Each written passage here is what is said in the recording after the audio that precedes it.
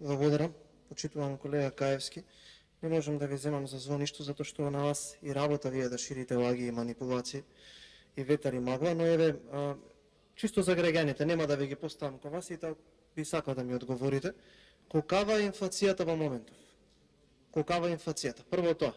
Колкав е јавниот долг? Колку ќе поскапи струјата и дали е поскапена и за колку е од кога СДСМ на власт?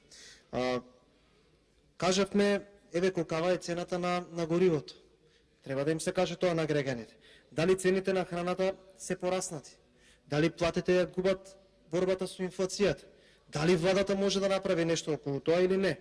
Колку проценти реализација на капитални инвестиции до сега? Уште колку средства има на таа ставка на капиталните инвестиции? Дали до крајот на годината ќе се реализираат тие инвестиции?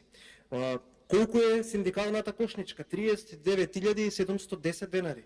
Тоа е 980 денари поскапо, односно повеќе за 30 дена, а 3000 денари поскапо од колку пред 90 дена. Вистина е тоа или не е вистина сега? Зошто упорно лажете дека се скратени непродуктивните трошоци? Каде се скратени непродуктивните трошоци? Лага е. Еве ќе ви прочитам неколку факти. Кај плати на доместоци 554,7 милиони денари повеќе. Расходи за стоки и услуги 35 милиони евра повеќе од колку буџетот планиран пред 6 месеци. Патни и дневни расходи 3,4 милиони евра повеќе од колку планираните пред 6 месеци. Комунални услуги, грејење, комуникација и транспорт 24,3 милиони евра повеќе Каевски. Договорни услуги 32,4 милиони евра повеќе од колку пред 6 месеци што било планирано.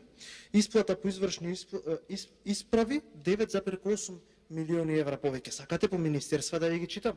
Еве излезете, ве молам, кажете во влада на Република Македонија колку е зголемена ставката за договорни услуги. Во СОЗОР колку е зголемена ставката за договорни услуги. На крајот од денот јас ги разбирам тезите кои што вие ги пласирате, затоа што повторно ќе кажам тоа ви е работа.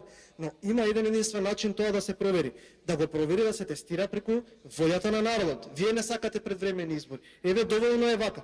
Дали сте спремен, истото што го кажавте ова сега, на говорница да излезете и да им го кажете на граѓаните кои што изрегуваат од саботното пазарување во било кој маркет. Еве ве молам, како предизвик према вас, јас се што го зборувам тука и се што сум зборувал и се што еве како наследство на мојата партија сум подготвен да го кажам пред било кој форум и немам проблем со тоа.